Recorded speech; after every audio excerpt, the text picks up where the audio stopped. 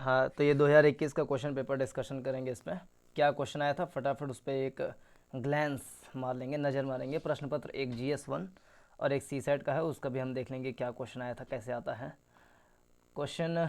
यहाँ से देखें तो प्राचीन इतिहास से जो क्वेश्चन है कि प्राचीन भारत के इतिहास के संदर्भ में भवभूति, हस्तिमल्ल और क्षेमेश्वर क्यों प्रसिद्ध थे। भवभूति का नाम सुना हुआ लग रहा है। तो ये भवभूति कौन थे? दार्शनिक, मंदिर वास्तुकार, नाटककार, जैन साधु। तो भवभूति अगर ध्यान करें तो मंदिर वास्तुकार तो नहीं थे, नाटककार, जैन साधु, दार्शनिक, इसमें से क्या हो सकता है? इसको देख सकते हैं क्वेश्चन को। दूसरा क्वेश्चन आधुनिक भारत के इतिहास से आया है, जिसमें दो कथन दिए गए हैं। इस पर विचार करना है, बताना है कि दोनों कथन सही हैं कि एक सही है, दो सही है, कोई नहीं सही है। पहला कथन है 1919 के मांटेग्यू चेम्सफोर्ड सुधारों में 21 वर्ष से अधिक आयु की सभी महिलाओं के लिए मताधिकार की संस्तुति की गई थी। क्या बात सही है? नंबर दो, 1935 के गवर्नमेंट ऑफ इंडिया एक्ट में विधानमंडल में महिलाओं के लिए आरक्षित स्थानों का प्रावधान किया गया है। तो इस पे जो है हमें पढ़ना पड़ेगा 1919 का मांटेग्यू चेम्सफोर्ड सुधार, 1935 का गवर्नमेंट एक्ट पढ़ना पड़ेगा। इसके अलावा 1909 में जो आया था, 1909 में मार्ले चेम्सफोर्ड सुधार जो था वो 1919 का, 1935 का जो प्रमुख अधिनियम है 1858 का, फिर जो प्रमुख चार्टर हैं जो कि हर 20 साल पे आते थे। एक 1773 में आया था, फिर 93 में, फिर 1813 में, 33 में, इस तरीके से जो आया था। उसके बारे में चार्टर्स वगैरह पे पढ़ना है 93 में।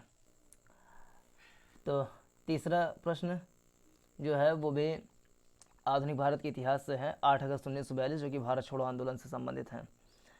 के संदर्भ में विचार कीजिए कि AICC द्वारा भारत छोड़ो प्रस्ताव अंगीकार किया गया, ये AICC के द्वारा। फिर दूसरा, वायसराय की एग्जीक्यूटिव काउंसिल का विस्तार अधिक संख्या में भारतीयों को सम्मिलित करने में किया गया। अच्छा। तीसरा, 7 प्रांतों में, अच्छा 8 अगस्त 1942 संदर्भ बताना है, 7 प्रांतों में कांग्रेस मंत्रिमंडलों ने त्यागपत्र दिया था। और डी वाला, क्रिप्स ने प्रस्ताव रखा कि द्वितीय विश्व युद्ध समाप्त हो तो संपूर्ण डोमिनियन स्टेटस वाले भारतीय संघ की स्थापना की जाएगी। तो ये बात जो है ना, ये बात सही है, ये बात जो है ना, ये बात सही लग रही है, लेकिन अभी क्लियर नहीं जब तक आंसर की ना आ जाए तब तक, क्योंकि 1942 में ही क्रिप्स प्रस्ताव भी आया था और क्रिप्स प्रस्ताव के विरोध में ही भारत छोड़ो आंदोलन चला था। फिर नेक्स्ट क्वेश्चन, यानी कुल मिलाकर के 1942 का आंदोलन अच्छे से पढ़ना है। फिर फोर्थ क्वेश्चन, इनमें से कौन अंग्रेजी में अनूदित प्राचीन भारतीय धार्मिक गीत काव्य सॉन्ग्स फ्रॉम प्रिजन से संबद्ध है? तो बाल गंगाधर तिलक, ये सब बताना है इसमें, यानी जो प्रमुख पुस्तक है इंपॉर्टेंट। फिर पांचवा प्रश्न, मध्यकालीन भारत के संदर्भ में, मेडिवल हिस्ट्री के संदर्भ में विचार कीजिए, कौन से निम्नलिखित में से कौन सा आकार की दृष्टि से आरोही क्रम में सही अनुक्रम है? आकार की दृष्टि से तो सबसे बड़ा जो है वो क्या है? तो सबसे बड़ा तो भाई सरकार है। सरकार जो है वो दरअसल जिला है, सरकार जिला है। सबसे बड़ा होता है सूबा। अगर उससे भी बड़ा देखें तो उससे बड़ा तो है सम्राट, पूरा उसका साम्राज्य है। साम्राज्य कई सूबों में बटा होता है, तो सूबा, और सूबा के अंतर्गत जो है आते हैं। अब चूंकि सूबा सबसे बड़ा तो क्लियर ही है, तो जाहिर सी बात है इसके बाद हैरार्की कुछ भी हो यही सही होना चाहिए, क्योंकि परगना अपने आप में छोटा है, सूबा मतलब सूबेदार। जो पहले मध्यकाल में देखें तो सल्तनत के समय इक्तेदार होता था, लेकिन जब आ गए थे मुगल तो के समूह को सूबा कहते हैं। हाँ, तो इक्तेदार को समाप्त कर दिया गया, इक्तेदारी व्यवस्था को, उस समय सूबेदारी व्यवस्था को लाया गया, सूबा। और इस समय वर्तमान में देखें तो उसी को बोलते हैं राज्यपाल, जो सूबेदार वो राज्यपाल। तो सूबा सबसे ऊपर है। इनमें से कौन सेक्रेटरी के रूप में हिंदू फीमेल स्कूल से संबद्ध थे या थीं, जो बाद में बेथ्योन फीमेल स्कूल के नाम से जाना जाने लगा। तो इसको बताना है कि सेक्रेटरी के रूप में हिंदू फीमेल स्कूल से कौन थे। तो नेक्स्ट क्वेश्चन, औपनिवेशिक भारत के संदर्भ में शाह नवाज खान, प्रेम कुमार सहगल और गुरबख्श सिंह ढिल्लों याद किए जाते हैं, किस कारण से याद किए जाते हैं। शाहनवाज खान ये और प्रेम कुमार सहगल, गुरबख्श सिंह ढिल्लों किस लिए याद किए जाते हैं। स्वदेशी और बहिष्कार आंदोलन के नेता के रूप में, 1946 की अंतरिम सरकार के सदस्यों के रूप में, संविधान सभा में प्रारूप समिति के सदस्यों के रूप में, या आज़ाद हिंद फौज इंडियन नेशनल आर्मी के अधिकारियों के रूप में। तो शाहनवाज खान जो है ये जो है देख INA इंडियन नेशनल आर्मी जो थे भारतीय राष्ट्रीय ये जो इनकी थी सुभाष चंद्र बोस जी की जो थी आज़ाद हिंद फौज इंडियन नेशनल आर्मी, इससे संबंधित शाहनवाज। तो इसको देखना पड़ेगा प्रश्न को।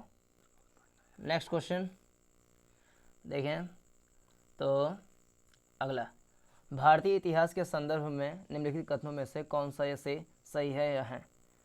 पहला, हैदराबाद राज्य से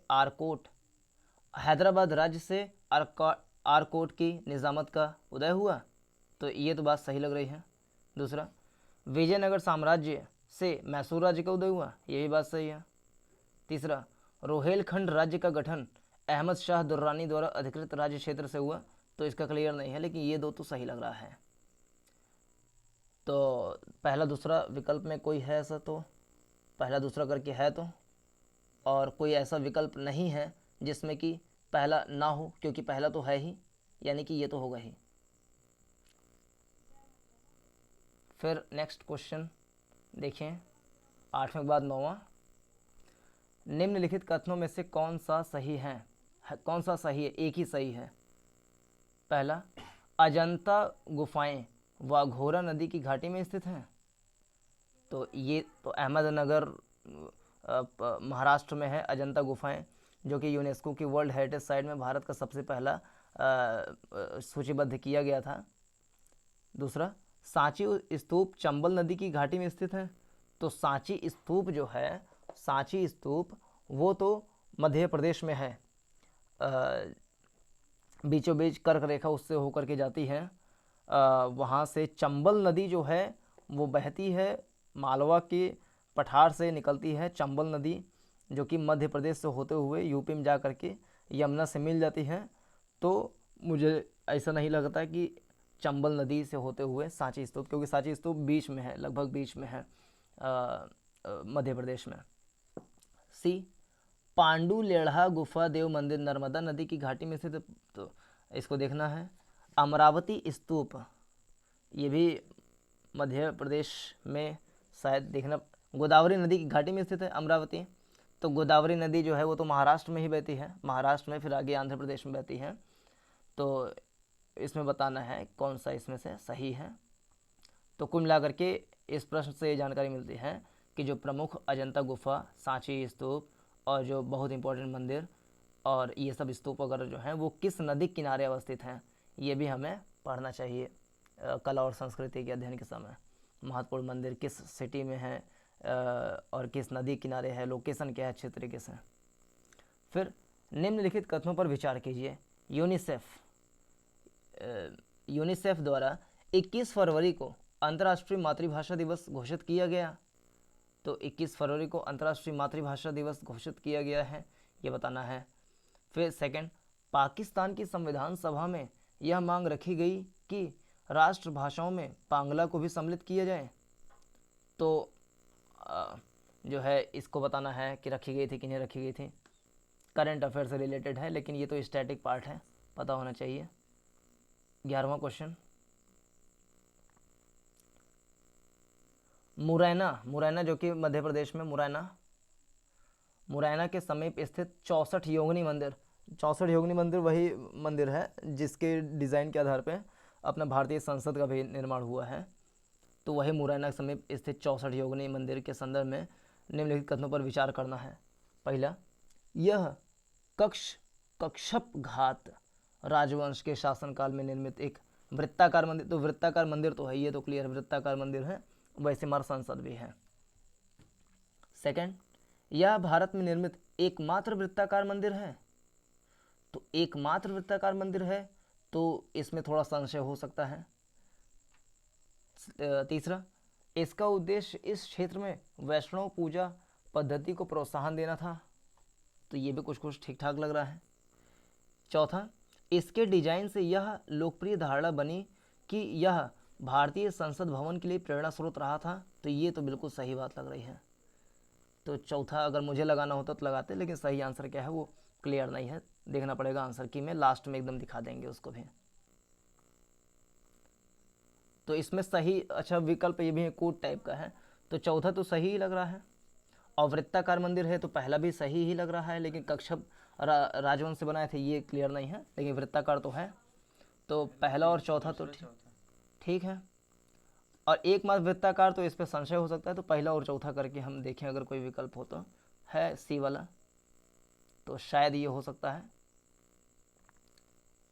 12वां, निम्नलिखित में से कौन सा प्राचीन नगर अपने उन्नत जल संचयन और प्रबंधन प्रणाली के लिए सुप्रसिद्ध है? क्या उन्नत जल संचयन और प्रबंधन प्रणाली के लिए सुप्रसिद्ध है, जहां बांधों की श्रृंखला का निर्माण किया गया था और संबद्ध जलाशयों में नहर के माध्यम से जल को प्रवाहित किया जाता था? प्राचीन नगर में अगर देखें तो कौन सा ऐसा है? उन्नत जल संचयन और प्रबंधन प्रणाली के लिए प्रसिद्ध है, बांधों की श्रृंखला बनाई गई है और जलाशय बनाए गए हैं। बांध बने जलाशय बन ही जाएगा, उन जलाशय से नहर के माध्यम से जल को भेजा गया है। तो धौलावीरा अगर देखें तो धौलावीरा के संदर्भ में तो प्राचीन नगर तो है, लेकिन ये बहुत ही प्राचीन नगर है। उस समय इतनी तगड़ी जल संचयन प्रणाली विकसित हुई होगी तो उसके बारे में क्लियर नहीं है, लेकिन धौलावीरा शायद इसलिए भी सही हो सकता है क्योंकि इसको यूनेस्को की वर्ल्ड हेरिटेज साइट में 40वें स्थान पे इसको रखा गया है। तो हो सकता है कि धौलावीरा से उठा करके क्वेश्चन बना दिया हो। तो मुझे इसका आंसर क्लियर नहीं है, लेकिन धौलावीरा ही लगाता अंदाज करके, क्योंकि यही इस समय चल रहा था नाम, तो हो सकता है उससे पूछा गया हो, लेकिन क्लियर नहीं है, लास्ट में देख लेंगे आंसर की को। नेक्स्ट, 17वीं शताब्दी के पहले चतुर्थांश यानी कि 1600 से लेकर 1625 तक, कहने का मतलब ये है क्या हुआ होगा 16 से 1625 के बीच में? एक तो अंग्रेज भारत में आ गए सन 1600 में, उनकी कंपनी भारत में चार्टर अधिनियम के तहत मतलब अंग्रेजी महारानी के राजपत्र के द्वारा 1600 में प्रवेश कर गई। तो यहाँ पे अपना जो केंद्र हैं, जैसे गुजरात के कुछ क्षेत्र में या दक्षिण भारत में कालीकट या और क्षेत्रों में जो है अपना वो बना लिए कोठी वगैरह। तो उस समय इंग्लिश ईस्ट इंडिया कंपनी का कारखाना स्थित था, तो कहाँ स्थित था? भरूच में, भरूच में तो था ही, भरूच में, कैम्बे में, अहमदाबाद में, गुजरात में अगर देखें तो भरूच में था, कासिम बाज़ार पटना में कासिम बाज़ार में था, आगरा में था, सूरत में भी था, बाद में मुंबई को भी बनाए थे, बाद में मुंबई बनाए थे, अहमदाबाद था, फिर चिकाकोल कब, फिर त्रिचनापोली, ये बताना है।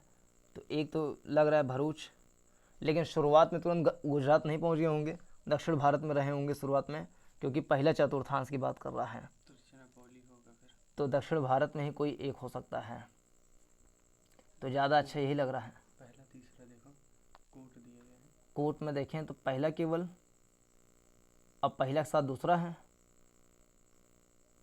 या तो केवल तीसरा है तो दूसरा तीसरा है। भरूच तो बाद में ही होगा जहाँ तक है, या तो दूसरा तीसरा हो सकता है, छोड़े लेकिन इसका आंसर अभी। नेक्स्ट क्वेश्चन, यानी कुल मिला ये देखना है कि विभिन्न कंपनियां जो भारत में आई वो अपना केंद्र कहाँ कहाँ पर स्थापित की शुरुआत में, है ना, ये सब चीज़ देखना पड़ेगा। गुप्त वंश के पतन से लेकर आरंभिक 7वीं शताब्दी में हर्षवर्धन के उत्थान तक उत्तर भारत में निम्नलिखित में से किन राज्यों का शासन था? तो मगध के गुप्त, तो ये नहीं। जैसे अगर देखें इसका, तो 6ठी शताब्दी ईसा पूर्व से महाजनपदों का उदय हुआ, तो मगध साम्राज्य हुआ। लगभग सदी की शुरुआत तक मौर्य वंश चला था, उसके बाद मौर्योत्तर, फिर गुप्तोत्तर। तो गुप्तोत्तर के बाद से जो लोग आएंगे वो जाहिर सी बात है मगध का उनसे रिलेशन नहीं होगा। मालवा के परमार, तो मालवा के थानेसर के पुष्य अच्छा, बहुत सारे ऑप्शन दिए हैं इसमें। इतना ऑप्शन होता तो इनमें से बताना है कि किनका शासन था। मालवा के परमार वगैरह अगर देखें है, ये लोग तो बहुत लेट आए। हाँ, ये लोग जो हैं वो राजपूत लोग हैं, और राजपूत युग जो शुरू होता है वो हर्षवर्धन के बाद शुरू होता है, तो ये तो नहीं होना चाहिए। थानेसर के पुष्यभूति, पुष्यभूति हर्षवर्धन को है। मगध के गुप्त वगैरह ये भी हम छांट सकते हैं। थानेसर का पुष्यभूति को ही कहा। देवगिरी के पुष्यभूत की तो हर्षवर्धन का वो कहा जाता है। पुष्यभूति वंश, तो पुष्यभूति वंश, हाँ ये तो हम इसको सही कह सकते हैं, क्योंकि गुप्त के बाद यही लोग। फिर कन्नौज के मौखरी, देवगिरी के यादव, देवगिरी की यादव जो हैं, देवगिरी के यादव वारंगल के होयसल्स एट वारंगल, यादवाज एट देवगिरी, ये सब तो थे। लेकिन ये सब जो है कब थे? ये सब हर्षवर्धन के समकालीन ही लगभग थे। तो इसमें से एक तो सही लग रहा है, तीसरा वाला। फिर वल्लभी के मैत्रक, इसमें ऑप्शन क्या क्या हैं? तो इसमें देखें तो अगर थानेसर के पुष्यभूत को लें तीसरा, तो तीसरा विकल्प इसमें नहीं है, इसमें नहीं है, तो इन दोनों में से एक हो सकता है। तो इतना ज़्यादा भी नहीं हो सकता, यही होगा फिर जहाँ तक है। नेक्स्ट क्वेश्चन, कुल मिलाकर के ये देखना है कि मध्यकाल में जो राजा रहे, समकालीन राजा कौन कौन से थे। पुर्तगाली लेखक नूनिज के अनुसार विजयनगर साम्राज्य में महिलाएं निम्नलिखित में से किन क्षेत्रों में निपुण थीं? नूनिज पुर्तगाली लेखक। कुश्ती, ज्योतिष शास्त्र, लेखाकरण, भविष्यवाणी। लेखाकरण और ज्योतिष शास्त्र ही हो सकते हैं, क्योंकि तो इसमें कूट भी दिया है, क्या क्या चीज़ सही है। 2 3 अगर 2 4 देखें, 2 4 क्या है? ज्योतिष शास्त्र और भविष्यवाणी। तो इसको देखेंगे बाद में। हो सकता है, क्योंकि उस समय पढ़ाई लिखाई का उतना महत्व था नहीं। तो कुल मिलाकर ये विजयनगर साम्राज्य में उनमें सामाजिक स्थिति क्या थी, इसके बारे में पढ़ना है। विजयनगर साम्राज्य की स्थापना कब हुई? 1336 में हरिहर और बुक्का ने इसकी नींव डाली थी, जिसकी राजधानी हम्पी थी। हम्पी जो कि वर्ल्ड हेरिटेज साइट के साइट में भी इसको रखा गया है, हम्पी शहर को पूरा। हसन गंगू वो हैं बहमनी राज के। महाराज। फिर नेक्स्ट क्वेश्चन, आंध्र प्रदेश में मदनपल्ली के संदर्भ में निम्नलिखित में से कौन सा कथन सही है? मदनपल्ली आंध्र प्रदेश में। पहला, पिंगली वेंकैया ने यहाँ भारतीय राष्ट्रीय ध्वज तिरंगे का डिजाइन किया। तो पिंगली वेंकैया ने तो डिजाइन तैयार की है, तो क्लियर है, लेकिन मदनपल्ली में किया, तो चूंकि वेंकैया जो है ये दक्षिण भारत से थे, तो हो सकता है कि आंध्र प्रदेश में किया हो, तो इसको हम संशय में सही मान लें।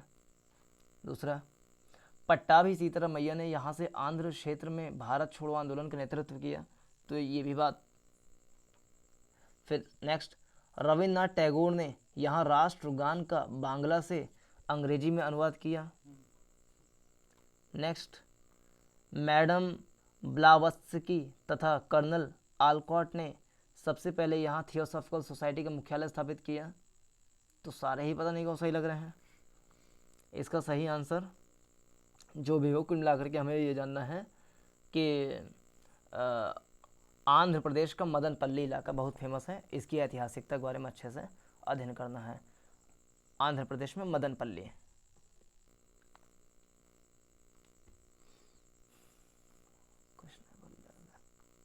नेक्स्ट, युग्मों पर विचार कीजिए। एक तरफ है ऐतिहासिक स्थान, एक तरफ है ख्याति का कारण। बुर्ज होम जो है, जो कि अंदर गुफा के मतलब वो खोद करके अंदर घर बनाते थे जम्मू कश्मीर में, तो ये घर बनाने की कला थी बुर्ज होम।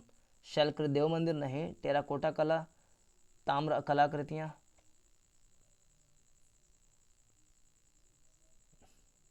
फिर नेक्स्ट गणेश्वर, और फिर चंद्र केतुगढ़।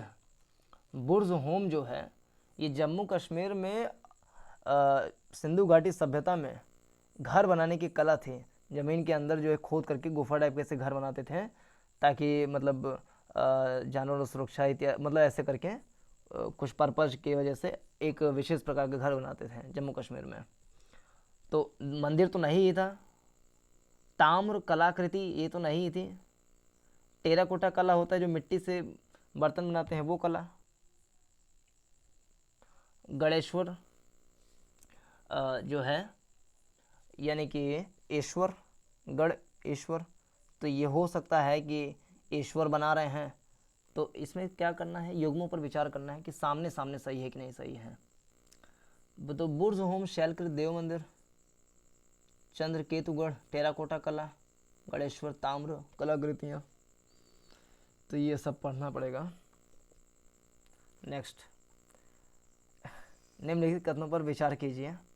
पहला, इल्तुतमिश के शासन काल में चंगेज खां भगोड़े ख्वारिज्म युवराज की खोज में सिंधु नदी तक पहुंचा था। तो ये बात तो सही लग रही है, चंगेज खां जो है इसको ख्वारिज्म को दौड़ाया था, खदेड़ा था और सिंधु नदी तक पहुंचा था, ये कुछ कुछ सही लग रहा है। सेकंड, मोहम्मद बिन तुगलक के शासनकाल में तैमूर ने मुल्तान पर अधिकार किया था और सिंधु नदी पार की थी। मोहम्मद बिन तुगलक जो कि सन 1325 से 51 तक चले थे, तो तैमूर जो थे वो भारत में मुख्यतः 1399 के आसपास से आक्रमण करना शुरू किए थे, 98 से। तो जाहिर सी बात है ये स्टेटमेंट उस हिसाब से सही नहीं लग रहा है, लेकिन हाँ भारत के बाहर बाहर मुल्तान तक तो कब्जा कर ही सकते हैं पहले से भी। सेकंड हम थोड़ा संशय मान ले गलत और इसको संशय रूप में सही मान लें पहला।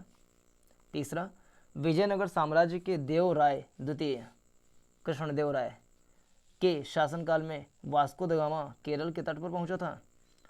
तो वो आए थे 1498 में, और कृष्णदेव राय जो थे वो जो है 1336 में जब स्थापना हुई थी, तो उसके 4-5 राजा के बाद कहीं कृष्णदेव राय आए थे। तो अगर मान लीजिए 4 राजा के बाद आए थे, यानी कम से कम 80 साल बाद आएंगे, तो 100 साल अगर जोड़ लें तो 1436, ये 1498, फिर भी टाइम ड्यूरेशन कुछ ज़्यादा लंबा चौड़ा लग रहा है, तो हो सकता है कि ये गलत हो, संशय के आधार पर गलत कर लें। तो संशय के आधार पर केवल एक सही कर लें इसे, तो क्या केवल एक, शायद ये सही हो जाए, बाकी सही क्या है वो लास्ट में देख लेंगे आंसर की में। निम्नलिखित कथनों पर विचार कीजिए। पहला, सेंट फ्रांसिस जेवियर जेसुइट संघ के संस्थापक सदस्यों में से एक थे। सेकंड, संत फ्रांसिस जेवियर की मृत्यु गोवा में हुई थी तथा यहाँ उन्हें समर्पित एक गिरजाघर है। थर्ड, गोवा में प्रतिवर्ष संत फ्रांसिस जेवियर के भोज का अनुष्ठान किया जाता है। तो दूसरा तीसरा हम गलत क्यों कह दें, अच्छा लग रहा है, तो दूसरा तीसरा बी वाला हो सकता है सही हो। नेक्स्ट, प्राचीन भारत के इतिहास के संदर्भ में निम्नलिखित कथनों में से कौन सा से सही है। पहला, मिताक्षरा दाय भाग 2 चीज़ें थी जो कि सिविल जो मामले होते थे उस पर काम चलता था, सिविल मामले जैसे कि विवाह संबंध इन सब के मामले में चलता था मिताक्षरा दाय भाग। तो मिताक्षरा ऊंची जाति की सिविल विधि और दाय भाग निम्न जाति की सिविल विधि थी, तो ये तो सही है। सेकंड, मिताक्षरा व्यवस्था में पुत्र अपने पिता के जीवन काल में ही संपत्ति पर अधिकार का दावा कर सकते थे, जबकि दाय भाग व्यवस्था में पिता की मृत्यु के उपरांत ही पुत्र संपत्ति पर अधिकार का दावा कर सकते थे। तीसरा, मिताक्षरा व्यवस्था किसी परिवार के केवल पुरुष सदस्यों के संपत्ति संबंधी मामलों पर विचार करती थी, जबकि दायभाग व्यवस्था किसी परिवार के पुरुष एवं महिला सदस्यों दोनों के संपत्ति संबंधी मामलों पर विचार करती थी। तो इसमें से बताना है कोड क्या है। कुल मिला के मिताक्षरा दाय भाग हमारे यहाँ पे जो है जो सिविल मामले हैं उनका इतिहास क्या रहा है उसके बारे में डिटेल में अध्ययन करना है। इससे रिलेटेड एक वीडियो है डॉक्टर विकास देवकीर्ति सर का, करीब 9 घंटे की वीडियो है जिसमें सिविल आचरण संहिता के बारे में बताए हैं। उसमें दाय भाग मिताक्षरा इन सब का बहुत ही डिटेल में उन्होंने पढ़ाया है, तो उसको देखना अच्छा है। निम्नलिखित में से किससे किसी अर्थव्यवस्था में मुद्रा गुणक में वृद्धि होती है? किससे किसी अर्थव्यवस्था में मुद्रा गुणक मतलब क्या होगा? जो मुद्रा को मल्टीप्लाई कर दे, यानी कि मनी मल्टीप्लायर जिसको बोल सकते हैं। क्या हो सकता है? मनी को मल्टीप्लाई कर दें। पहला, बैंकों में आरक्षित नकदी निधि अनुपात में वृद्धि, बैंकों के सांविधिक चल निधि अनुपात में वृद्धि, लोगों की बैंकिंग आदतों में वृद्धि, देश की जनसंख्या में वृद्धि। तो मुद्रा मल्टीप्लायर में जनसंख्या वृद्धि मतलब नहीं है। जनसंख्या खूब बढ़ी है, बैंक में अगर जमा नहीं करेगी तो कैसे मनी मल्टीप्लाई होगा? लोगों की बैंकिंग आदतों में वृद्धि करने से जो है मनी में फ्लो तो होगा, लेकिन मनी मल्टीप्लायर हो जाएगा इसकी कोई गारंटी नहीं है, क्योंकि ज़्यादा लोग अगर निकालेंगे तो मनी घटेगी बैंक में। बी, बैंकों के सांविधिक चल निधि अनुपात में वृद्धि और बैंकों में आरक्षित नकदी निधि अनुपात में वृद्धि। तो ये सही कुछ हो सकता है, क्योंकि बैंक जो है अपने पास कुछ नकदी जो है एक निश्चित अमाउंट रखती है, जो कि मतलब एकदम अर्जेंट हो तब भी उसको रखते ही उतना। तो अगर उस अनुपात में वृद्धि हो रही है इसका मतलब कि मनी मल्टीप्लाई हो रहा है, तो संभवतः ये वाला सही हो। सेकेंड 22वां, भारतीय अर्थव्यवस्था के संदर्भ में मांग प्रेरित मुद्रास्फीति या उसमें वृद्धि निम्नलिखित किन कारणों से होती है? मांग प्रेरित मुद्रास्फीति यानी कि महंगाई बढ़ गई क्योंकि मांग बढ़ गई। डिमांड जब बढ़ेगी तब भी महंगाई बढ़ सकती है।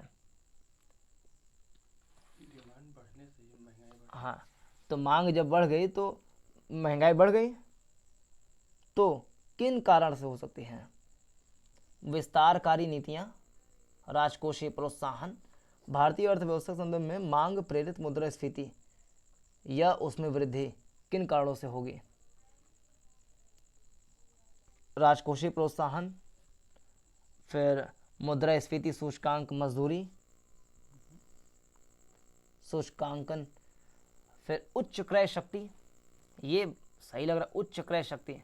अगर क्रय शक्ति परचेजिंग पावर पैरिटी खूब ज़्यादा होगी तो जाहिर सी बात है डिमांड खूब बढ़ेगा और मुद्रास्फीति बढ़ेगी। और बढ़ती ब्याज दर, अगर इंटरेस्ट रेट खूब बढ़ रहा है इसका मतलब है बढ़ती ब्याज दर। अगर ब्याज दर बढ़ रहा है, किसका ब्याज दर? बैंक का। तो इन्फ्लेशन कहाँ होगा? तो इन्फ्लेशन उससे जो है नहीं होगा, ब्याज बढ़ेगा तो इन्फ्लेशन भी जो है। इसमें ज़्यादा सही अगर उत्तर देखें कोड टाइप का दिया है, इसमें कोड टाइप का है। तो राजकोषीय प्रोत्साहन अगर मिलेगा तब भी हो सकता है इन्फ्लेशन कि दूसरा।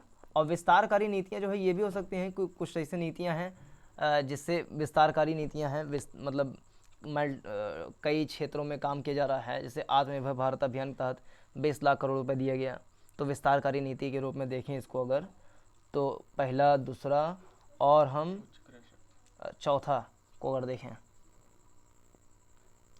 तो पहला, दूसरा, चौथा यही है, तो संभवतः यही सही हो। नेक्स्ट क्वेश्चन, भारत के संदर्भ में निम्नलिखित कथनों पर विचार कीजिए। पहला, खुदरा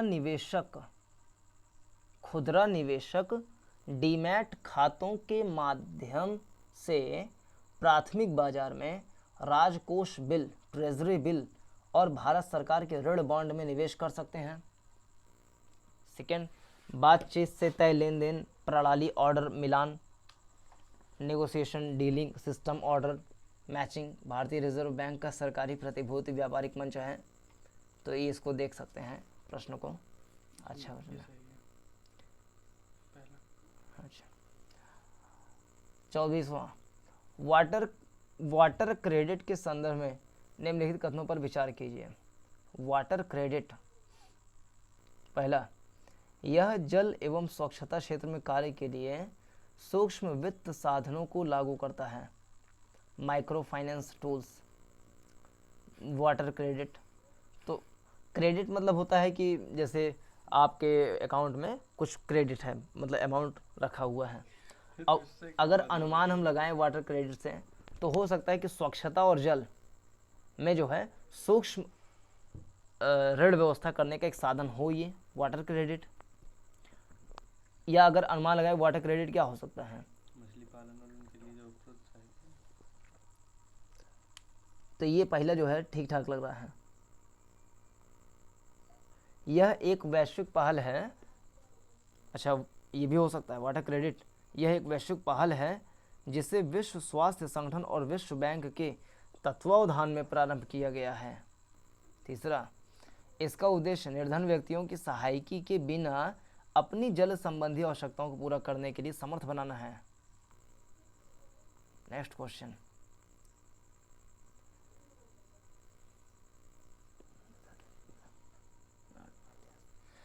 पच्चीसवां, भारत में अंतिम उधारदाता, लेंडर ऑफ लास्ट रिसॉर्ट के रूप में केंद्रीय बैंक के कार्य में सामान्यतः निम्नलिखित में से क्या सम्मिलित हैं। अंतिम उधारदाता कौन हो सकता है? आरबीआई अंतिम रूप से वही उधार देगी, लेंडर ऑफ लास्ट रिसॉर्ट।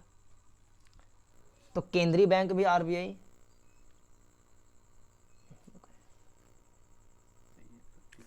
तो अंतिम उधारदाता के रूप में केंद्रीय बैंक के कार्य में सामान्यतः क्या सम्मिलित है?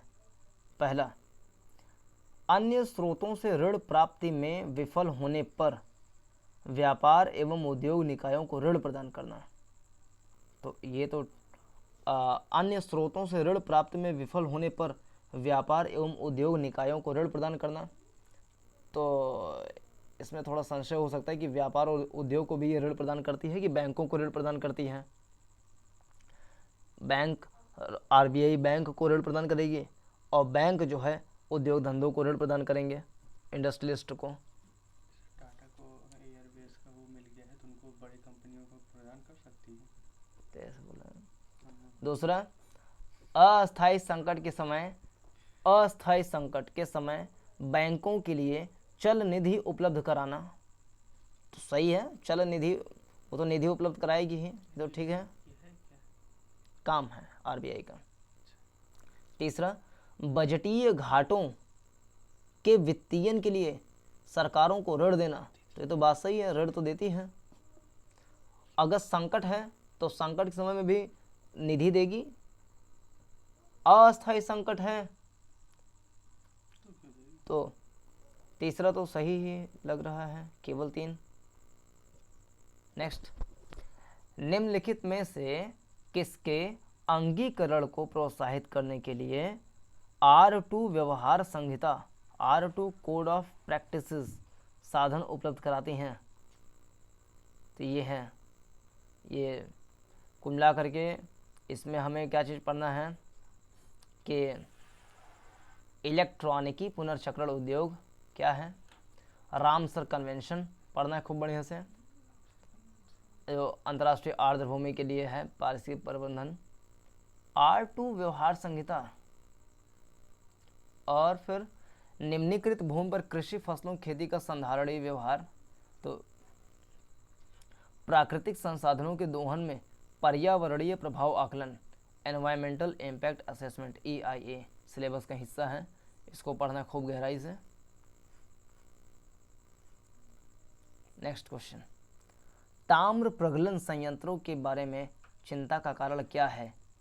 तांबा को पिघलाने वाले जो संयंत्र है, उद्योग धंधे हैं, क्या चिंता है उसमें?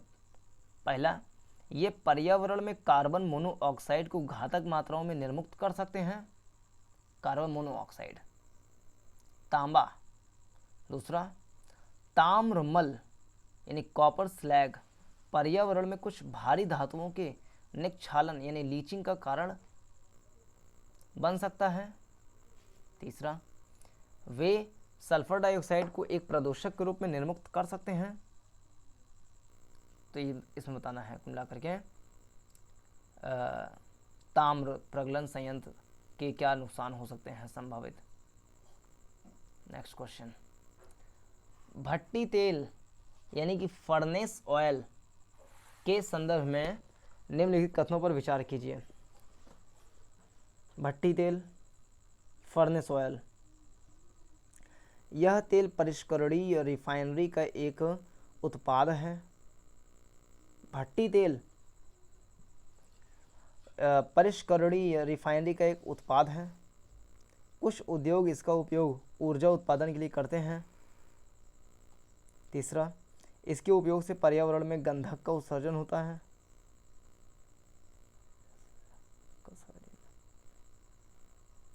नेक्स्ट क्वेश्चन, ब्लू कार्बन क्या है? ब्लू कार्बन, तो ब्लू से तो पानी पानी, और कार्बन से हो सकता है कि पानी कार्बन को सोखने का बहुत बड़ा स्रोत होते हैं। 20%। हाँ, कुल कार्बन जितना होता है विश्व में, उसका 20% तो यही सोख लेते हैं। समुद्र यानी वातावरण में जो 20% सोखते हैं ये महासागर वगैरह। तो ब्लू कार्बन क्या हो सकता है? पहला, महासागरों और तटीय पारिस्थितिक तंत्रों द्वारा प्रगृहीत कार्बन, तो ये ठीक लग रहा है, गृहित ग्रहण कर रहे हैं कार्बन। दूसरा, वन जैव मात्रा बायोमास और कृषि मृदा में प्रच्छादित कार्बन, तो ये जो है ब्लू पानी पानी, तो इससे रिलेटेड तो नहीं लग रहा है कि वन और कृषि से संबंधित कुछ चीज़ें हों। तीसरा, पेट्रोलियम और प्राकृतिक गैस में अंतर्विष्ट कार्बन, ये भी वायुमंडल में विद्यमान कार्बन। तो ज़्यादा सही इसमें जो है महासागरों और तटीय पारिस्थितिक यंत्रों पर प्रगृहीत कार्बन ये लग सकता है। पहले क्या होता है? इसमें कूट वाला नहीं है। नेक्स्ट, प्रकृति में निम्नलिखित में से किस जीव का या किन जीवों के मृदा विहीन सतह पर जीवित पाए जाने की सर्वाधिक संभावना है? मृदा विहीन सतह यानी ऐसी सतह जहाँ पे मृदा नहीं है लेकिन उग सकते हैं। तो लाइकेन जो है ये मृदा विहीन सतह पर भी उग सकती है, ये पेड़ों पर भी उग सकती है, ये पर्वतों पर भी उग सकती है। तो लाइकेन जो है ये तो है, सही बात है, ये मृदा विहीन सतह पर उग सकती है। ये मॉस माने होता है जैसे ये काई, तो भी उग सकती है। और छत्रक के लिए भी जो है मृदा विहीन सतह हो सकती है। जैसे ये लेदर के ऊपर भी उग जाती हैं, जो पुराने कपड़े लत्ते हैं पड़े हुए ऐसे, तो उसके ऊपर भी मशरूम उग जाता है। तो ये भी बात सही है। कभी कभी दीवारों के ऊपर भी छोटा छोटा मशरूम उगाता है, और गोबर के ऊपर खेतों में तो उग ही आता है, उसको तो बकायदे खेती भी की ही जाती है, लेकिन मृदा विहीन सतह पर उग सकता है। तो मॉस जो है काई, ये भी उग सकता है। लाइकेन ये तो उगता ही है। तो दूसरा तीसरा चौथा, अब पहले के बारे में फर्न पता नहीं क्या है। तो दूसरा तीसरा इसमें 1 3 4 है, 1 3 4। तो लाइकेन तो होगा ही, जिसमें 2 नहीं है वो तो नहीं होगा फिर, यानी कि ये नहीं होगा। और केवल 2 नहीं होगा क्योंकि इसमें 1 नहीं है, 2 3 नहीं होगा क्योंकि 1 नहीं है, 1 3 4 ये हो सकता है संभवतः, लेकिन होना चाहिए 2 होना चाहिए। तो 2 इसमें नहीं है, तो ये भी नहीं होगा, फिर 2 3 हो सकता है ये। नेक्स्ट ये आ गया अपना केंद्र सरकार द्वारा भारतीय रिजर्व बैंक के गवर्नर की नियुक्ति की जाती है। केंद्र सरकार द्वारा भारतीय रिजर्व बैंक के गवर्नर की नियुक्ति की जाती है। तो क्या ये बात सही है? तो ये बात सही लग भारतीय संविधान के कतिपय प्रावधान केंद्र सरकार को जनहित में आरबीआई को निर्देश देने का अधिकार है। तो सही बात है, निर्देश देने का अधिकार है, बिल्कुल देती है, निर्देश देती है। दूसरा, आरबीआई का गवर्नर अपना अधिकार आरबीआई अधिनियम से प्राप्त करता है। सही बात है। तो आरबीआई अधिनियम जो है 1934 में आया था और 1934 की आरबीआई अधिनियम के तहत ही 1935 में आरबीआई की स्थापना की गई थी। तो ये बात तो सही है, आरबीआई अधिनियम से आता है। तीसरा सही है, दूसरा सही है और पहले के बारे में क्लियर नहीं है, तो इसमें संभवतः बी वाला हो जाए, दूसरा तीसरा। 32वां, भारत में नियोजित अनियत मजदूरों के संदर्भ में निम्नलिखित कथनों पर विचार कीजिए। नियोजित अनियत मजदूर क्या हैं? ऐसे मजदूर जो नियोजित हैं, यानी कि लगे हुए काम कर रहे हैं, लेकिन अनियत मजदूर हैं, यानी ऐसे क्षेत्रों में काम कर रहे हैं जो निश्चित नहीं है, जैसे बिल्डिंग कंस्ट्रक्शंस में काम कर रहे हैं या ठेला वाला काम कर रहे हैं, दिहाड़ी मजदूरी कर रहे हैं, ये सारे जो हैं अनियत मजदूर हो गए। नियोजित है लेकिन अनियत, तो इस पर विचार करना है निम्नलिखित कथनों पर। पहला, सभी अनियत मजदूर कर्मचारी भविष्य निधि सुरक्षा के हकदार हैं। सभी अनियत मजदूर कर्मचारी भविष्य निधि सुरक्षा के हकदार हैं। तो कर्मचारी भविष्य निधि जो होता है, भविष्य निधि दो प्रकार का होता है, एक कर्मचारी भविष्य निधि होता है और एक दूसरे प्रकार का जो सभी कर्मचारी भविष्य निधि उनके लिए होता है जो सरकारी नौकरियों में काम करते हैं, उनके लिए बनता है ये कर्मचारी पीएफ जो बनता है, ये प्रोविडेंट फंड। तो ये तो नहीं सही है। नंबर 2, सभी अनियत मजदूर नियमित कार्य समय एवं समयोपरि भुगतान के हकदार हैं। तो ये बात हकदार तो हैं, लेकिन क्या उनको हक मिलता है? तो हकदार तो हैं ही हैं, लेकिन मिलता नहीं है।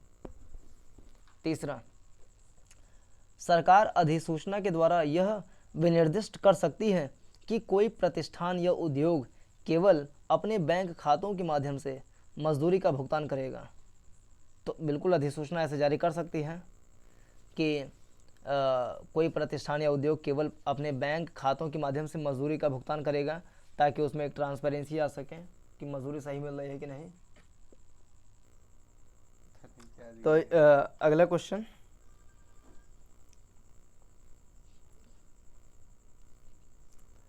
आर्थिक मंदी के समय, यानी जब इकोनॉमिक रिसेशन होता है, आर्थिक मंदी के समय निम्नलिखित में से कौन सा कदम उठाए जाने की सर्वाधिक संभावना होती है? क्या कदम उठाया जाए कि आर्थिक मंदी से छुटकारा हो जाए?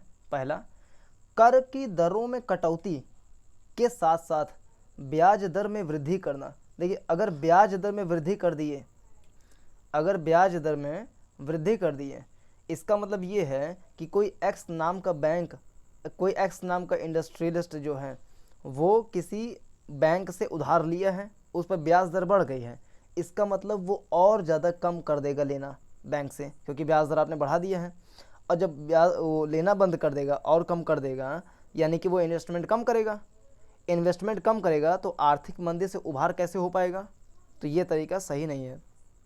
ब्याज दर बढ़े का मतलब है कि उधार देंगे। देखिए, अगर किसी जनता को फ़ायदा मिल रहा है ब्याज दर का, इसका मतलब ये है कि जनता बैंक में पैसा जमा करना चाहेगी। अगर देश में आर्थिक मंदी वैसे ही है, बैंक में अगर पैसा हम जमा भी कर दे रहे हैं तो बैंक में पैसा नहीं जमा करना है, बैंक से पैसा निकालना है, क्योंकि आर्थिक मंदी ख़त्म करना है।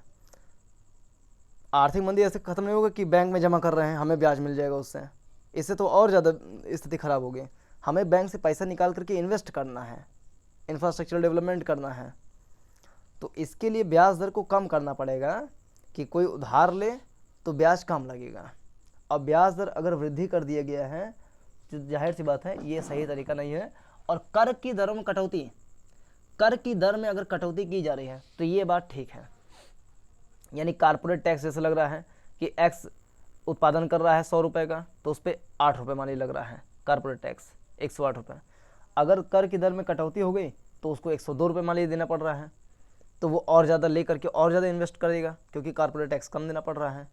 तो आधा चीज़ तो सही है, लेकिन आधा चीज़ सही नहीं लग रहा है। सेकेंड, सार्वजनिक परियोजनाओं में पर व्यय में वृद्धि करना, ये तो एकदम करेक्ट आंसर है ये, कि सार्वजनिक परियोजनाओं पर व्यय में वृद्धि करना। तीसरा, कर की दरों में वृद्धि, कर की दर में वृद्धि करेंगे तो फिर वही इन्वेस्टमेंट घट जाएगा, आर्थिक मंदी बढ़ जाएगी। और के साथ साथ ब्याज दर में कमी करना, ब्याज दर में कमी करेंगे लेकिन कर में वृद्धि करेंगे तो स्थिति ठीक नहीं है। कर में वृद्धि कर देंगे, ब्याज दर में कमी करेंगे तो ठीक नहीं है, मतलब वाइस वर्सा इसका, यानी दोनों की तरफ से काम करेंगे तब ठीक पड़ेगा। ब्याज दर में भी कमी कर दें, कॉर्पोरेट टैक्स में भी कमी कर दें, तब ठीक है। और डी, सार्वजनिक परियोजनाओं पर व्यय में कमी करना, तो इससे तो स्थिति और ज़्यादा खराब हो जाएगी। तो इसका सबसे सटीक आंसर जो है ये बी वाला है। निम्नलिखित कथनों पर विचार कीजिए। अन्य बातें अपरिवर्तित रहने पर भी किसी वस्तु के लिए बाजार मांग बढ़ सकती है। बाजार मांग बढ़ सकती है, बाजार मांग बढ़ सकती है। तो बाजार मांग कब बढ़ सकती है? जब अन्य बातें अपरिवर्तित हैं, यानी कोई भी मतलब स्थिति सामान्य है, अचानक से बाजार मांग बढ़ गई है, डिमांड बढ़ गई है, ऐसा कब हो सकता है? पहला, इसकी स्थानापन्न वस्तु की कीमत में वृद्धि हो गई है। अगर इसके स्थानापन्न वस्तु की कीमत में वृद्धि हो गई है, कीमत में वृद्धि हो गई है, तो बाजार मांग में वृद्धि, जैसे इसमें एक चीज़ ऐसा होता है, स्थानापन्न वस्तु मतलब ये होता है कि आप एक वस्तु के स्थान पर दूसरी वस्तु का यूज़ करना शुरू कर दिए, इसको बोलते हैं स्थानापन्न वस्तु। जैसे मान लीजिए आप टी का दाम बढ़ गया था, आप टी का कंजम्पशन कम कर दिए, लेकिन इसके स्थान पर आप कॉफ़ी का कंजम्पशन बढ़ा दिए और गजब इसका दाम भी कम था। इसका मतलब अचानक से कॉफ़ी के मार्केट में उछाल आ जाएगी। तो स्थानापन्न वस्तु कीमत में वृद्धि अगर होगी, यानी कि इसमें वृद्धि हुई कीमत में, तो हमने दूसरे शिफ्ट कर लिया स्थानापन्न वस्तु पर, और इसमें अचानक से बाजार मांग में वृद्धि हो जाएगी। तो पहला तो सही लग रहा है इस हिसाब से देखें तो। सेकेंड, इसकी पूरक वस्तु की कीमत में वृद्धि हो, तो पूरक वस्तु और स्थानापन्न वस्तु में डिफरेंस ही क्या है? पूरक, अच्छा, पूरक वस्तु की कीमत में वृद्धि होने का मतलब ये है कि एक सामान को पूरा करने के लिए जो दूसरा चीज़, जैसे मान लीजिए कि कपड़ा है, एक हमें कॉटनी कपड़ा लेना है, मान लीजिए क्लॉथ है, तो क्लॉथ में और इसकी पूरक जो वस्तु है यानी कि कॉटन, ये कपड़ा हो गया, ये कॉटन हो गया, अगर कॉटन में वृद्धि हुई तो क्लॉथ में वृद्धि हो जाएगी। कच्चे माल में वृद्धि अगर हो गई है, कीमत बढ़ गया है, तो जाहिर सी बात है ज़्यादा लगेगा, वो सब कास्ट प्राइस लगेगा, तो अंतिम जो चीज़ है उसका भी कॉस्ट बढ़ जाएगा। जब कॉस्ट इसका बढ़ जाएगा तो जाहिर सी बात उसका डिमांड घट जाएगा। तो दूसरा क्वेश्चन जो है वो ठीक नहीं लग रहा है। तीसरा, वस्तु घटिया किस्म की है और उपभोक्ताओं की आय में वृद्धि होती है। अगर उपभोक्ताओं की आय में वृद्धि हो रही है तो घटिया सामान लेवे नहीं करेंगे, तो बाजार मांग में वृद्धि होवे नहीं करेगी। अगर वृद्धि हो रही है उपभोक्ताओं की आय में तो वो अच्छा सामान लेंगे, तो घटिया वस्तु की उसमें डिमांड बढ़ जाए अचानक से, ये नहीं होगा। ये तब होता है कि वस्तु की घटिया किस्म की डिमांड बढ़ गई जब उपभोक्ताओं की आय कम हो जाती है, तो अचानक से वो शिफ्ट करते हैं किसी सस्ते चीज़ों पर, तो उसमें अचानक से बाजार मांग बढ़ जाती है। तो ये जो है कॉन्ट्रडिक्शन है स्टेटमेंट में। चौथा देखें, इसकी कीमत घटती है, बाजार मांग बढ़ सकती है। यदि इसकी कीमत घटती है तो ये भी ठीक लग रहा है, अगर कीमत घटेगी तो बाजार मांग बढ़ जाएगी। तो इस हिसाब से पहला और चौथा स्टेटमेंट लग रहा है, पहला ही दिया है ऑप्शन इसका, तो संभवतः ये सही हो, संभवतः। नेक्स्ट क्वेश्चन, भारत में शहरी सहकारी बैंकों के संदर्भ में निम्नलिखित कथनों पर विचार कीजिए। शहरी सहकारी बैंक यानी कि अर्बन कोऑपरेटिव बैंक्स के संदर्भ में बताना है। पहला, राज्य सरकारों द्वारा स्थापित स्थानीय मंडलों द्वारा उनका पर्यवेक्षण एवं विनियमन किया जाता है। तो चूंकि सहकारी जो है वो राज्य का विषय है, तो संभवतः राज्य सरकार ही पर्यवेक्षण करती हो, तो स्टेटमेंट शक के आधार पर सही कर लें। वे इक्विटी शेयर और अधिमान शेयर जारी कर सकते हैं। उन्हें वर्ष 1966 में एक संशोधन के द्वारा बैंक कार्य विनियमन अधिनियम 1949 के कार्यक्षेत्र में लाया गया था। तो कुल मिलाकर के हमें जानना चाहिए कि शहरी सहकारी बैंक क्या होता है, इसकी पूरी कार्य प्रणाली समझने की जरूरत है। नेक्स्ट, भारतीय सरकारी बॉन्ड प्रतिफल निम्नलिखित में से किससे या किनसे प्रभावित होता है या होते हैं। भारतीय सरकारी बॉन्ड प्रतिफल यूनाइटेड स्टेट्स फेडरल रिजर्व की कार्रवाई, भारतीय रिजर्व बैंक की कार्रवाई, मुद्रास्फीति एवं अल्पावधि ब्याज दर किससे प्रभावित होती है। तो ये पढ़ने की आवश्यकता है। भारतीय सरकारी बॉन्ड प्रतिफल, जो बॉन्ड हैं, बॉन्ड के बारे में बहुत अच्छी जानकारी, ग्रीन बॉन्ड क्या होता है और तरह तरह के सरकारी जो प्रतिभूतियां हैं।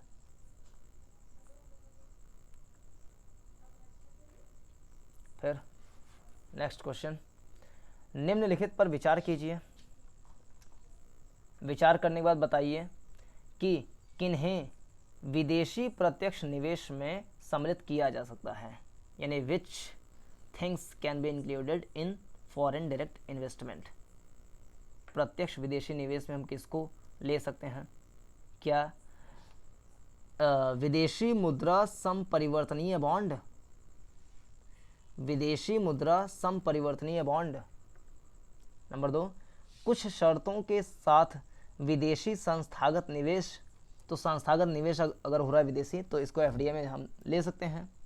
तीसरा, वैश्विक निक्षेपागार यानी डिपॉजिटरी प्राप्तियां। तो ठीक है, प्राप्तियां हो रही हैं।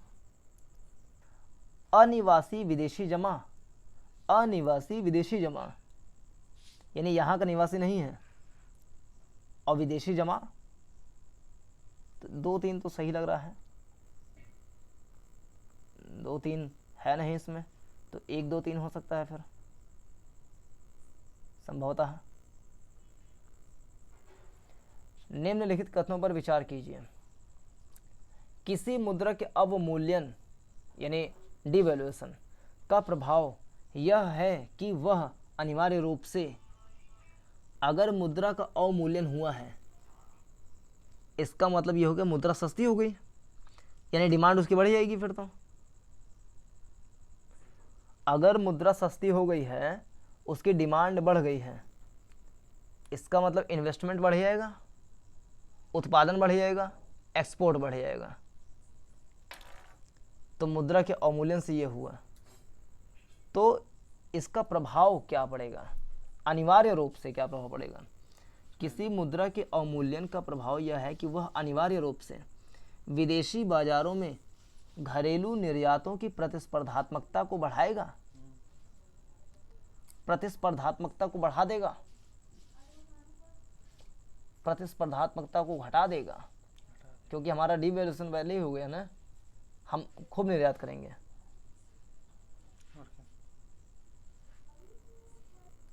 तो ये पहला स्टेटमेंट। सेकेंड, घरेलू मुद्रा के विदेशी मूल्य को बढ़ाता है, घरेलू मुद्रा के विदेशी मूल्य को बढ़ाता है। तीसरा, व्यापार संतुलन में सुधार लाता है। तो व्यापार संतुलन में सुधार लाने के लिए कभी कभी कर सकते हैं ऐसा, जैसे चाइना अक्सर करता है अपने रेनमिन्सी का डिवैल्यूएशन करके।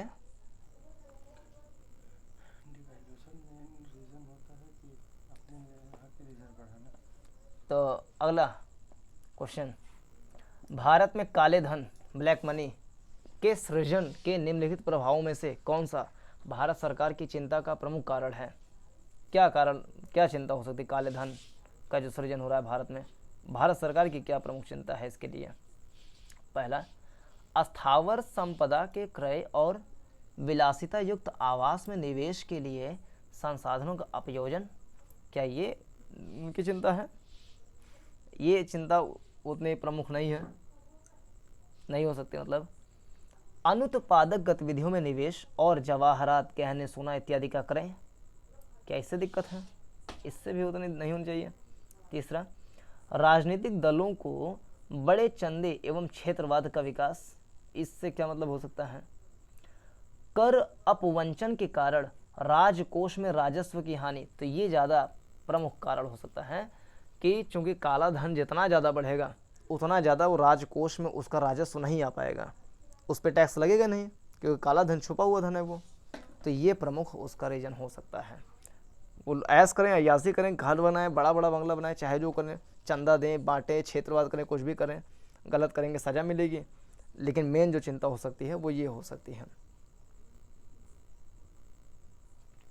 40वां, निम्नलिखित में से कौन सा अपने प्रभाव में सर्वाधिक मुद्रास्फीति कारक हो सकता है? यानी मुद्रास्फीति कारक क्या, इसके कारण क्या हो सकते हैं सबसे प्रमुख? पहला, सार्वजनिक ऋण की चुकौती।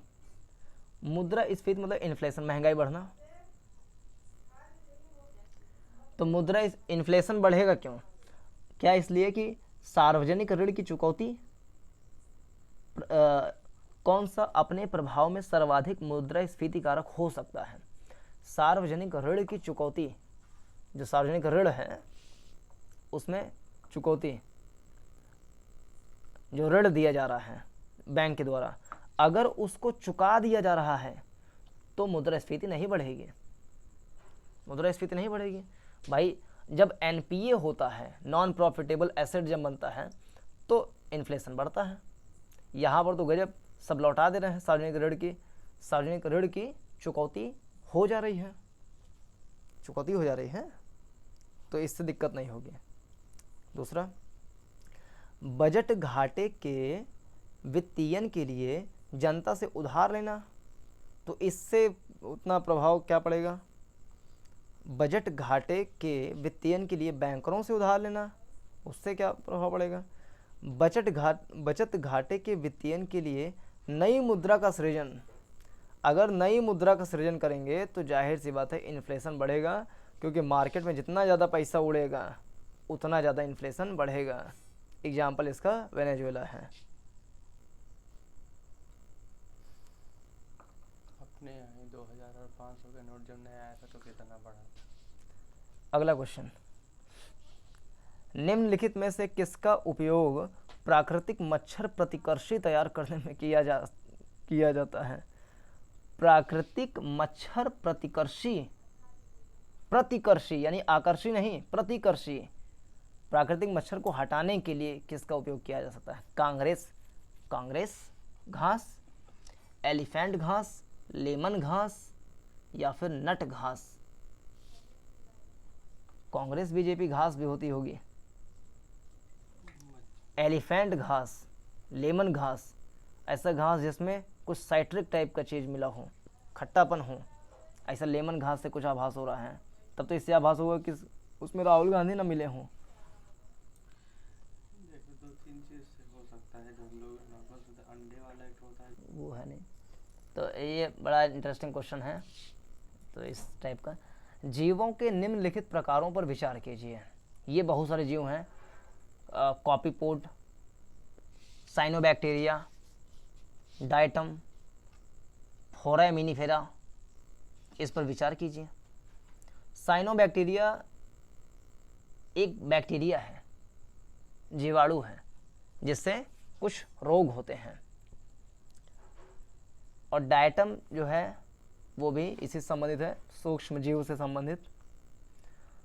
कौन से जीव महासागरों की आहार श्रृंखलाओं में प्राथमिक उत्पादक है? प्राइमरी प्रोड्यूसर है महासागरों की आहार श्रृंखला में। तो ये जो साइनोबैक्टीरिया है ये तो नहीं हो सकता। डायटम जो है इसमें जहाँ तक संभवतः, तो इसका सही आंसर क्या है पता नहीं। अगर तीसरा लें तो तीसरे के साथ या तो चौथा या तो दूसरा, दूसरा तो नहीं होगा तो तीसरा चौथा, संभवतः सी वाला हो। निम्नलिखित प्राणियों पर विचार कीजिए, विचार कीजिए इन प्राणियों पर। जाहग यानी कि हेजहॉग, फिर शैल मूषक, शैल यानी पत्थर के अंदर जो मूस रहते होंगे, शैल मूषक, मारमॉट, मारमॉट। और वज्र शल्क यानी पैंगोलिन। पैंगोलिन एक जीव होता है जो कि छोटा सा जीव होता है और बहुत ही उसकी जो ऊपरी जो बॉडी होती, परत होती है, वो एकदम कठोर होती है, कछुए जैसे खूब एकदम कठोर होती है, और वो बहुत ही शांत प्रकार का जीव होता है। जब किसी के संपर्क में आता है तो वो अपने आप को ऐसा मोड़ लेता है, पूरा एकदम गुठमिया जाता है उसमें, गेंदा। हाँ, तो उसको बोलते हैं पैंगोलिन जीव। ये एक प्रकार की सांप या फिर इन प्रजाति जैसा वो देखने में लगता है, लेकिन शांत प्रकार का है, मानवों से या चीज़ों से डरता है, और इसकी तस्करी जो है वर्तमान समय में बहुत बड़ी समस्या है। चाइना में इस पैंगोलिन से जो है दवाइयाँ बनाई जाती हैं और इसके बचाव के लिए कुछ कार्यक्रम चलाए जाते हैं। IUCN के रेड लिस्ट में जो है इसको स्थान दिया गया है, यानी बहुत ही वल्नरेबल जीव है। तो ये है पैंगोलिन। अब विचार कीजिए इन तीनों पर, एक पर विचार कर लिए थोड़ा बहुत। उपर्युक्त में से कौन सा से जीव परभक्षियों द्वारा, यानी दूसरों को खाने वाले परभक्षियों द्वारा पकड़े जाने की संभावना को कम करने के लिए स्वयं को लपेटकर अपने सुभेद्य अंगों की रक्षा करता है? तो पैंगोलिन हो जाएगा इसमें। वज्रशल्क ये तो करता है, इसके बारे में क्लियर कट नहीं है उतना, तो संभवतः केवल 3।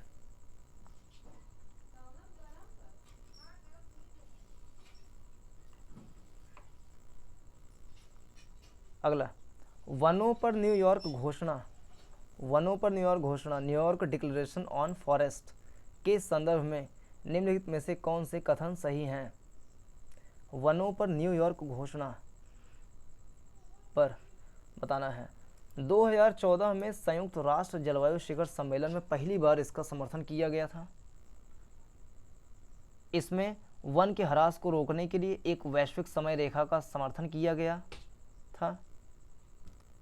तीसरा, यह वैध रूप से बाध्यकारी अंतर्राष्ट्रीय घोषणा है। तो बाध्यकारी तो ये कुछ ज़्यादा हो गया, क्योंकि 2015 का जो UNO का शिखर सम्मेलन था, पेरिस समझौता जिसको कहते हैं, पेरिस समझौता इतना बड़ा सम्मेलन जिसमें लगभग सारे देश शामिल हैं। 2030 तक सारे SDG 17 गोल्स, 169 सब गोल्स उसको अचीव करना है, वो तक बाध्यकारी नहीं है। तो ये बाध्यकारी कहाँ से हो जाएगा?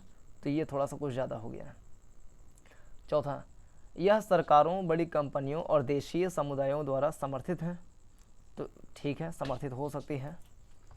पांचवा, भारत इसके प्रारंभ के समय हस्ताक्षरकर्ताओं में से एक था। तो हर जगह भारत साइन करता ही रहता है, तो ये भी सही हो सकता है। तो यदि चौथा, पांचवा और पहला को सही माने तो पहला, चौथा, पांचवा करके कुछ है नहीं, तो पहला तीसरा पांचवा संभवतः हो जाए।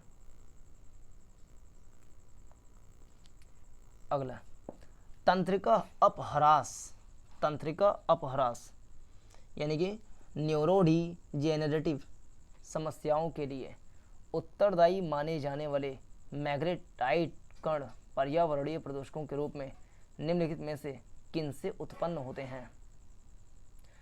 यानी हमारे तंत्रिका तंत्र पे नुकसान करें, इसके लिए मैग्नेटाइट कण जो प्रदूषक है वो कहाँ से उत्पन्न हो सकते हैं जो हमारे तंत्रिका तंत्र को नुकसान पहुंचाए? मोटर गाड़ी के ब्रेक, मोटर गाड़ी के इंजन, घरों में प्रयोग होने वाली माइक्रोवेव स्टोव, बिजली संयंत्र, टेलीफोन लाइन। संभवतः टेलीफोन लाइन कुछ बातें होती रहती हैं, बिजली संयंत्र से भी कुछ चीज़ें हो सकती हैं तंत्रिका तंत्र पर नुकसान।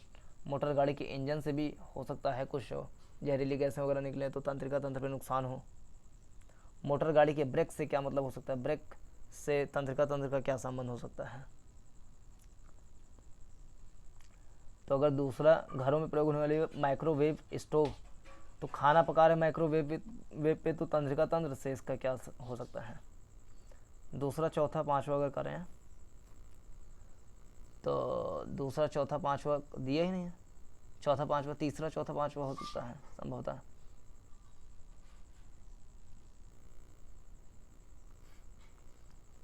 नेक्स्ट क्वेश्चन, निम्नलिखित में से कौन सा जीव निस्यंदक भोजी यानी फिल्टर फीडर है? फिल्टर फीडर है, फिल्टर करके फीड यानी खिलाना,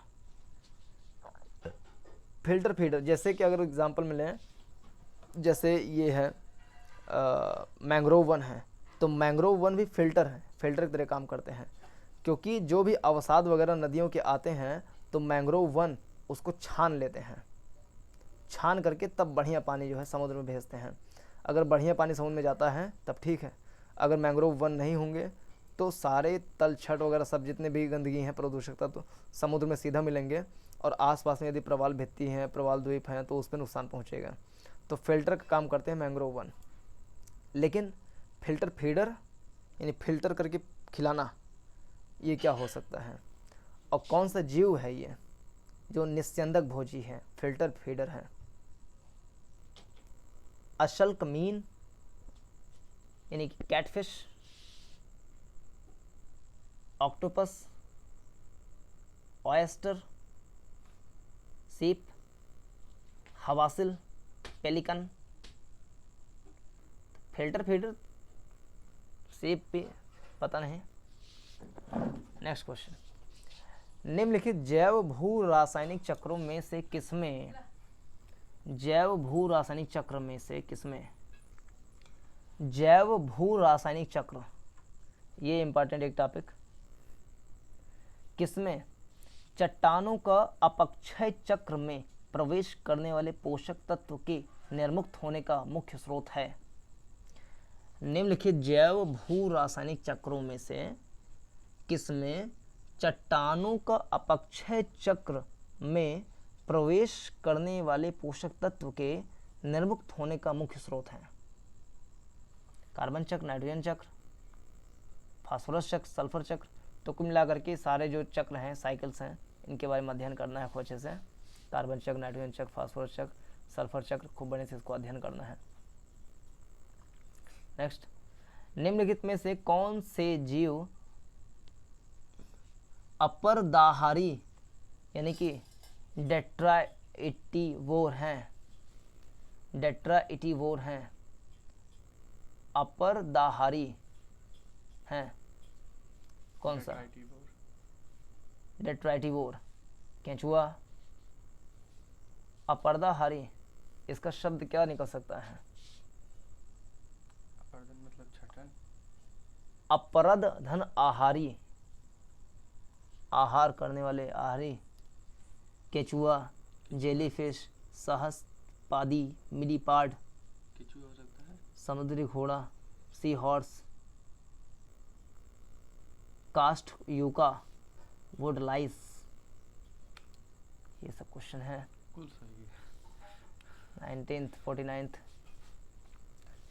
UNEP द्वारा समर्थित कॉमन कार्बन मैट्रिक को किस लिए विकसित किया गया है? तो UNEP united nation environment programme जो है, इसके द्वारा समर्थित किया गया है common carbon metric, common carbon metric यानी कि कार्बन मैट्रिक मतलब कि कार्बन उत्सर्जन का एक निश्चित पैमाना सबके लिए कॉमन रहेगा, ऐसा कुछ चीज UNEP ने डेवलप किया है। तो किसके लिए किया है कॉमन कार्बन मैट्रिक? संपूर्ण विश्व में निर्माण कार्यों के कार्बन पदचिह्न का आकलन करने के लिए। तो ये तो बात सही लग रहा है। दूसरा, कार्बन उत्सर्जन व्यापार में विश्व भर की वाणिज्यिक कृषि संस्थानों को प्रवेश हेतु अधिकार देने के लिए। तो ठीक नहीं, सरकारों को अपने देशों द्वारा किए गए समग्र कार्बन पदचिह्न के आकलन हेतु अधिकार देने के लिए। तो ये भी ठीक लग रहा है। किसी इकाई समय यानी यूनिट टाइम में विश्व में जीवाश्मी ईंधनों के उपयोग से उत्पन्न होने वाले समग्र कार्बन पदचिह्न के आकलन के लिए। तो ये ज़्यादा ही सही लग रहा है। संभवतः जो भी हो। 50th, निम्नलिखित समूहों में से किन में ऐसी जातियां होती हैं जो अन्य जीवों के साथ सहजीवी संबंध बना सकती हैं। सहजीवी संबंध मतलब होता है सिम्बायोसिस रिलेशनशिप, यानी कि जब कोई दो जीव एक दूसरे के ऊपर निर्भर हों तभी उनका जीवन अस्तित्व चल सकता है, उसको बोलते हैं symbiosis relationship. For example lichen और फंजाई का एग्जांपल लें तो लाइकेन को जीने के लिए चाहिए प्रोटीन, और प्रोटीन कहाँ से मिलेगा, फंजाई से मिलेगा, क्योंकि लाइकेन की जड़ों में फंजाई होता है। ऐसे ही अगर इसे लें मूंगा चट्टानों को, तो मूंगा जो जीव होते हैं, मूंगा जीव के ऊपर भी एक जो जूजैंथिला नाम का पौधा उगता है, तो जूजैंथिला को जो पोषण मिलता है कहाँ से मिलता है, तो यहीं से मिलता है, इससे जीव से, मूंगा जीव से।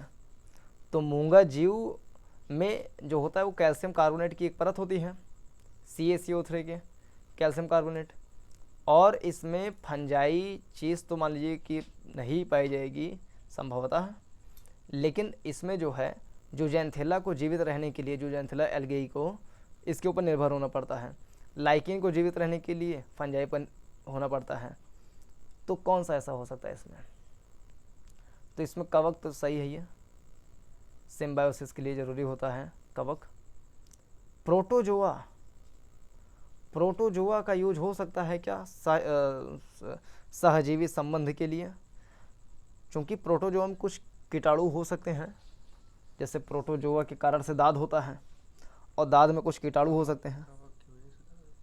कवक की वजह से दाद होता है, तो दाद में कुछ कीटाणु हो सकते हैं, तो कीटाणु को रहने के लिए कवक चाहिए, तो सहजीवी संबंध हो गया। या लाइकेन के लिए कवक चाहिए, सहजीवी संबंध हो गया। तो प्रोटोजोआ संभवतः ना हो, लेकिन ये तो सही है दूसरा,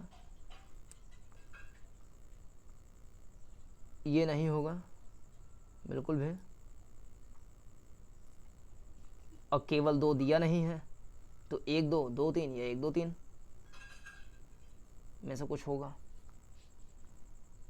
तो फिर 50 क्वेश्चन हो गए हैं, बाकी 50 क्वेश्चन जो हैं नेक्स्ट बार में डिस्कशन करेंगे। भारतीय संविधान से क्वेश्चन आ गया है, तो इसमें इतना ही। नमस्कार।